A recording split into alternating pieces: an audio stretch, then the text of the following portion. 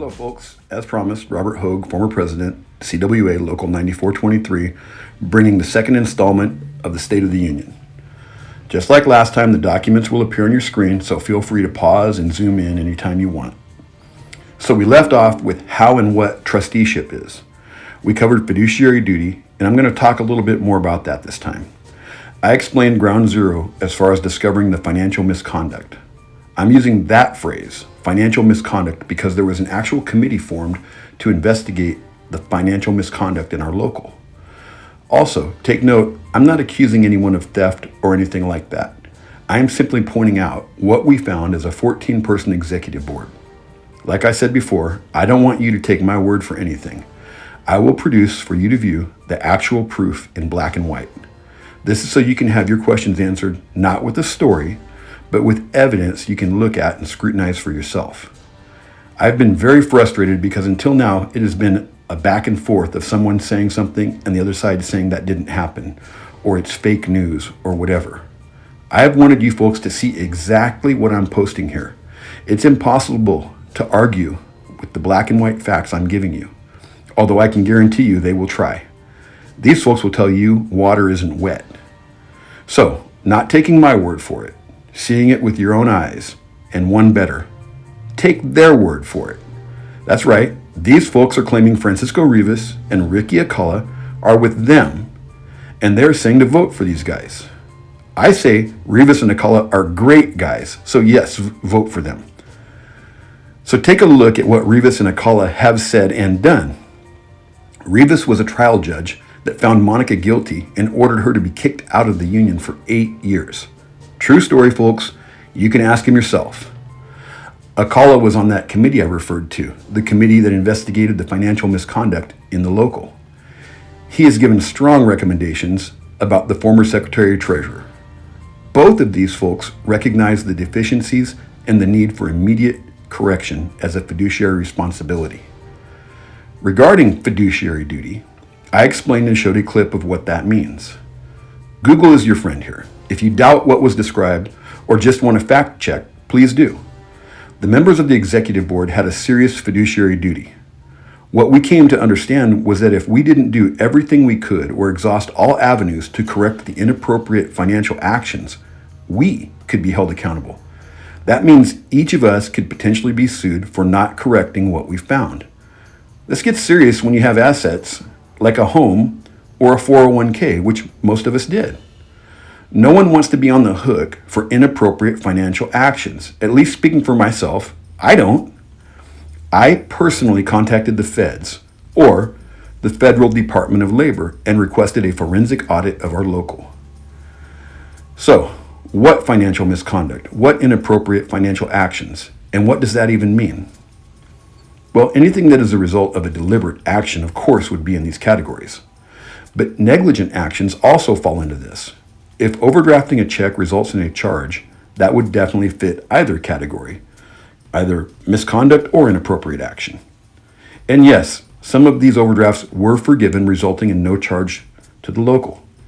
But some also resulted in bank charges that were a waste of our dues payers' dollars. Paying bills late and incurring late fees is another example of this. Not paying bills like a credit card on time or incurring finance charges when the local had the money to pay the bill off is another example of breach of fiduciary duty. This happened constantly. You can see late fee again and again.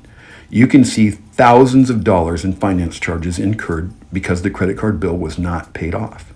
That's right, thousands of dollars when we had the ability to just pay the damn bill. Another problem was that the Secretary-Treasurer simply set up a $1,000 recurring auto payment to the credit card. Not only did this result in carrying a balance over every month, it resulted in other penalties. I call this crockpot bill paying. Just set it and forget it. Our Pitney Bowes account was another one of these neglected bills. Pitney Bowes is basically a charge account for postage. Organizations that do a lot of mailing will have a postage machine, and it's connected via the internet to the provider, Pitney Bowes in this case. You then get a bill for the postage you used, which if you do not pay results in, you guessed it, finance charges and late fees. Once we started looking back, we found our local had incurred over $1,100 in interest and late fees on our postage. That is not the cost of the postage. That's the interest and late fees.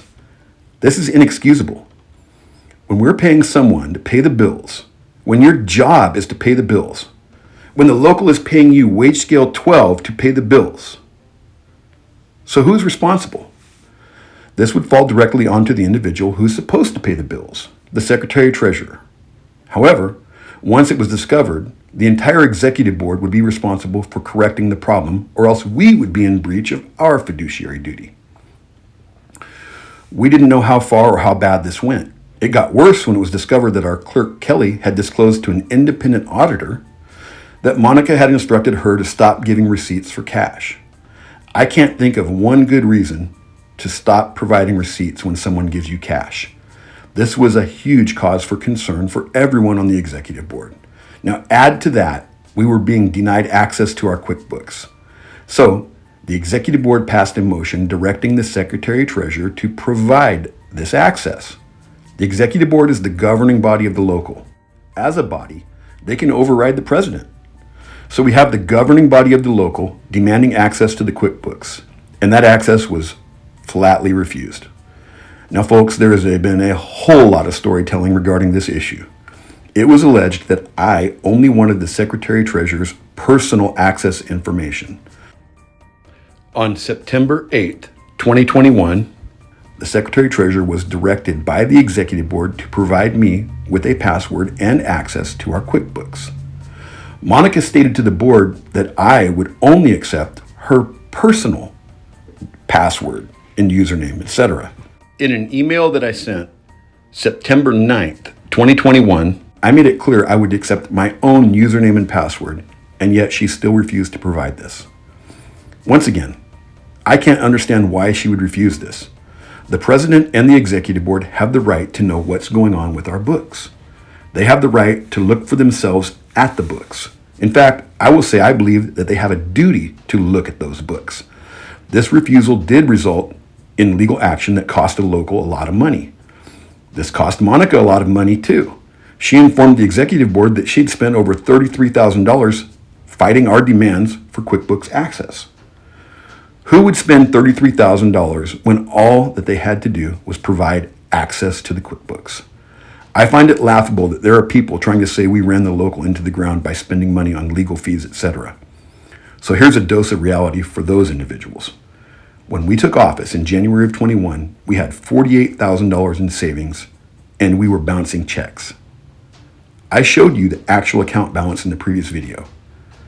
At the time our national removed us, we had recovered, and we had a total of $144,788.32 in the bank. That was due to the hard work of the officers and executive board of the local, often working without being paid for the time they put in. Another huge issue was retiree gifts. The local gives retirees a $200 gift upon retirement. Unfortunately, Monica hadn't paid these gifts dating back to 2017. I had members sending me emails and voicemails demanding their money. They were frustrated and angry, and I don't blame them. No one should feel like their own union is screwing them out of money. I can tell you, I made sure they all got paid. When asked why she didn't pay them, the answer was, Jason Hall said not to. Personally, I'm very skeptical of this statement. I may not care for Hall, but I will say this. This is not consistent with what I know of Jason. However, as the president, if I was getting these emails, I have to believe he was too. I don't understand the lack of action on this issue. I've had a ton of questions asking about our finances after we were removed. I've been asked how much Louie and Nancy are costing the local. I'm being asked about the election and lots of other things. I will get to that next time. Until then, Robert Hogue signing off in unity.